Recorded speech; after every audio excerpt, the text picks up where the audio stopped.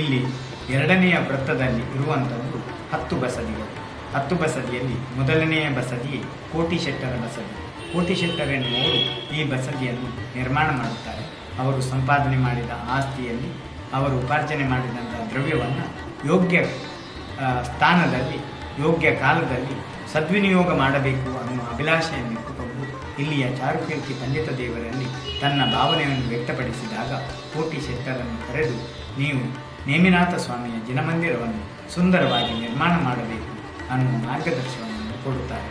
ಆ ಸಂದರ್ಭದಲ್ಲಿ ಗುರುಗಳೇ ಮೂರ್ತಿಗೆ ನ್ಯಾಸ, ಅಕ್ಷರನ್ಯಾಸ, ಮಂತ್ರನ್ಯಾಸ ಮತ್ತು ಸೂರಿ ಮಂತ್ರಗಳನ್ನು ನೀಡಿ ಈ ಬಸದಿಯ ನಿರ್ಮಾಣ ಮಾಡುತ್ತಾರೆ. ಆನಂತರ ದಂಡನಾಯಕ ಬಸದಿ ಅಥವಾ ಗುರುಗಳ ಬಸದಿ ಎಂದು ಕರೆಯಲ್ಪಡುವ ಅತ್ಯಂತ ಪ್ರಾಚೀನವಾಗಿರತಕ್ಕಂಥ ಈ ಊರಿಗೆ ಎರಡನೆಯದ್ದಾದ ಬಸದಿಯೇ. ಅದು 1400ರಲ್ಲಿ ಆದದ್ದು ಕೋಟಿ ಬಸದಿ ಆದರೆ 1600ರಲ್ಲಿ ಕೋಟಿ ಬಸದಿ ನಿರ್ಮಾಣ ಆಗಿದ್ದರೆ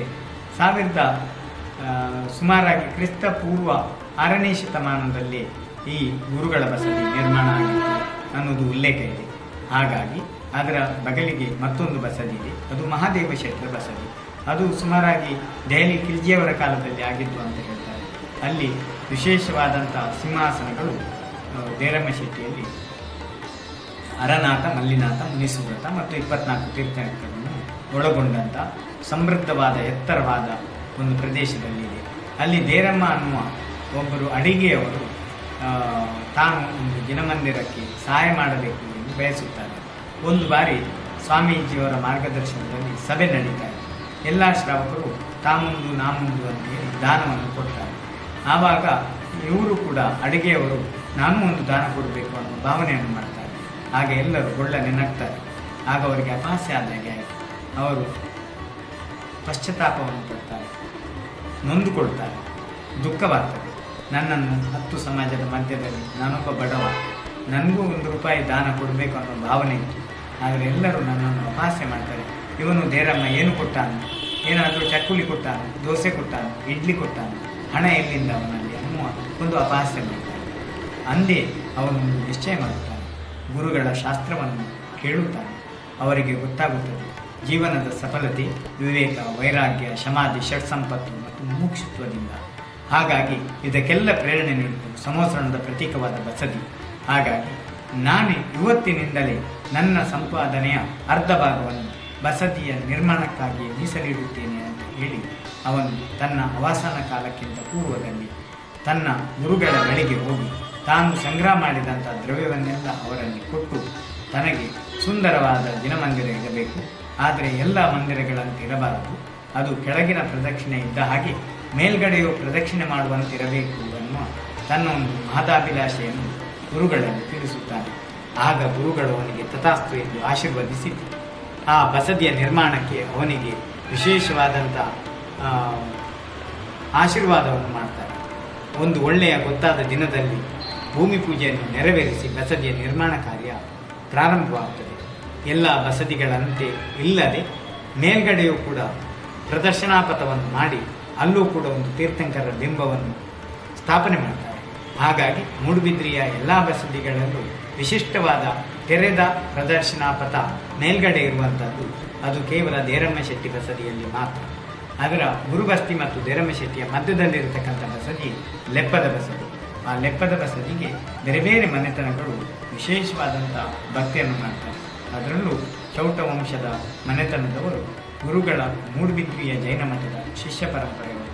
ಅವರು ವಿಶೇಷವಾಗಿ ಚಂದ್ರನಾಥನ ಮೃಣ್ಮಯ ಮೂರ್ತಿಯನ್ನು ನಿರ್ಮಾಣ ಮಾಡುವಲ್ಲಿ ಮತ್ತು ಬಸದಿ ಕಟ್ಟುವಲ್ಲಿ ವಿಶೇಷವಾದಂಥ ಪ್ರೇರಣೆ, ವಿಶೇಷವಾದಂಥ ಧನ ಸಹಾಯ ಇತ್ಯಾದಿಗಳನ್ನು ಮಾಡಿರುತ್ತಾರೆ. ಹಾಗಾಗಿ ಅಲ್ಲಿ ತೆರಾಡಿ ಮತ್ತು ವಿಶೇಷವಾದಂಥ ಸುತ್ತಮುತ್ತಲಿನ ಹಳ್ಳಿಯವರು ಮತ್ತು ಮನೆತನದವರು ಆ ಬಸದಿಗೆ ಸಂಬಂಧಪಟ್ಟವರಾಗಿದ್ದಾರೆ. ಹಾಗಾಗಿ ಅಲ್ಲಿ ಮೃಣ್ಮಯ ಮೂರ್ತಿಯ ಮೂಲನಾಯಕ ಶ್ಯಾಮಯಕ್ಷ ಜ್ವಾಲಮಾಲಿನಿಯ ಮೃಣ್ಮಯ ಮೂರ್ತಿಯು ಬಹಳ ಸುಂದರವಾಗಿ ಅತಿ ವಿಶಿಷ್ಟವಾಗಿ ವಿಶೇಷವಾದಂಥ ಕಾರುಣಿಕ ಮೂರ್ತಿಯಾಗಿ ಸುಶೋಭಿಸುತ್ತಿದೆ. ಅದು ಸುಮಾರಾಗಿ 1200-300 ವರ್ಷ ಹಳೆಯ ಬಸದಿಯಾಗಿರುತ್ತದೆ. ಅದೇ ರೀತಿಯಾಗಿ 1 ಕೋಟಿ ಶೆಟ್ಟರ ಬಸದಿ, 2 ಗುರುಗಳ ಬಸದಿ, 3 ಲೆಪ್ಪದ ಬಸದಿ, 4ನೆಯ ಬಸದಿ ದೇರಮ್ಮ ಶೆಟ್ಟಿ ಬಸದಿ, 5ನೇ ಬಸದಿ ನಾವು ಪಶ್ಚಿಮದ ಕಡೆಯಿಂದ ಪ್ರಾರಂಭ ಮಾಡುವುದಾದರೆ 10 ಬಸದಿಯ ಬೀದಿಯಲ್ಲಿ ಮೊದಲು ಸಿಗುವ ಬಸದಿ ಅದು ಗುರುಗಳ ಬಸದಿಯ ಎದುರು ಇರುವಂಥ ವಿಕ್ರಮಶೆಟ್ಟಿ ಬಸದಿ. ವಿಕ್ರಮಶೆಟ್ಟಿ ಅನ್ನುವ ವರ್ತಕ ಆ ಬಸದಿಯ ನಿರ್ಮಾಣವನ್ನು ಮಾಡುತ್ತಾನೆ.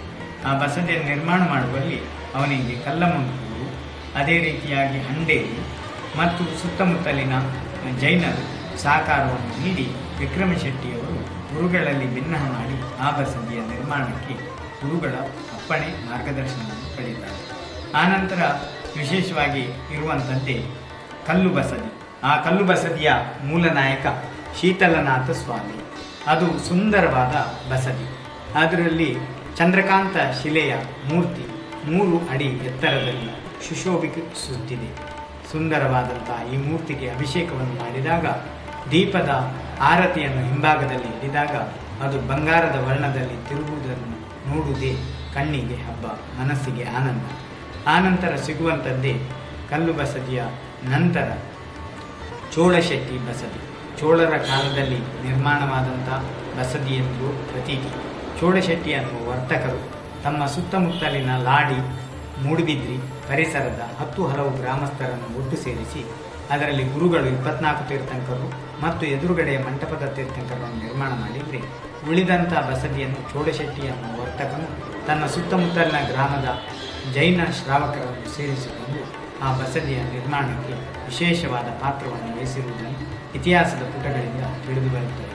ಅಲ್ಲಿಯ ವಿಶೇಷ ಅಂದರೆ ಶಂಖದಲ್ಲಿ ನಿಂತ ನೇಮಿನಾಥ ಸ್ವಾಮಿ, ಖಡ್ಗಾಸನದ ಮೂರ್ತಿ, 24 ಲೋಹದ ಪ್ರತಿಮೆಗಳು ಮತ್ತು ಬಲಪಾರ್ಶ್ವದಲ್ಲಿ ಎಡಪಾರ್ಶ್ವದಲ್ಲಿ ತೀರ್ಥಂಕರು ಮತ್ತು ಮೂಲ ಸ್ವಾಮಿ ಪದ್ಮಪ್ರಭ ಸ್ವಾಮಿ, ಹಾಗೆ ಆದಿನಾಥ ಸ್ವಾಮಿ, ಚಂದ್ರಪ್ರಭ 24 ತೀರ್ಥಂಕರು ಅಲ್ಲೂ ಇರುವುದನ್ನು ನಾವು ಕಾಣಬಹುದು. ಅದೇ ರೀತಿಯಾಗಿ ಆ ಚೋಳಶೆಟ್ಟಿ ಬಸದಿಯ ನಂತರ ಸಿಗುವಂಥದ್ದು ಮಹಾದೇವ ಶೆಟ್ಟಿ ಬಸದಿ. ಮಹಾದೇವ ಶೆಟ್ಟಿ ಅನ್ನುವ ಶ್ರಾವಕ ಶ್ರೇಷ್ಠಿ ಮತ್ತು ತನ್ನ ಸುತ್ತಮುತ್ತಲಿನ ಮುಡಿಬೆಟ್ಟು ಮೊದಲಾದ ಪರಿಸರ, ಇದು ಬಿಜಿಲ ಮೊದಲಾದ ಗ್ರಾಮದ ಗ್ರಾಮಸ್ಥರು, ಬಂಟ್ವಾಳ ತಾಲೂಕಿನ ಬಿಜಿಲ ಅನ್ನುವ ಸಂಪನ್ನವಾದಂಥ ಮನೆತನದವರು ಎಲ್ಲರೂ ಸೇರಿ ಆ ಬಸದಿಯ ನಿರ್ಮಾಣಕ್ಕೆ ವಿಶೇಷವಾದ ಪಾತ್ರವನ್ನು ವಹಿಸಿದ್ದಾರೆ. ಎಲ್ಲರನ್ನು ಸೇರಿಸಿಕೊಂಡೇ ಗುರುಗಳು ಈ ಒಂದೊಂದೇ ಬಸದಿಯ ನಿರ್ಮಾಣಕ್ಕೆ ಪ್ರಧಾನ ಪಾತ್ರವನ್ನು ವಹಿಸಿರುವುದನ್ನು ನಾವು ಕಾಣಬಹುದು. ಹೀಗಾಗಿ ನಮ್ಮ ಮಹಾದೇವ ಶೆಟ್ಟಿ ಬಸದಿಯು ಕೂಡ ಆದಿನಾಥ ಸ್ವಾಮಿ ಮೂಲ ಸ್ವಾಮಿಯಾಗಿದ್ದು ಬಹಳ ಸುಂದರವಾದ ರಚನೆಯಿಂದ ಒಳಗೂಡಿದೆ. ಆನಂತರ ಸಿಗುವುದೇ ಬೈಕನಾಥಿಕಾರಿ ಬಸದಿ.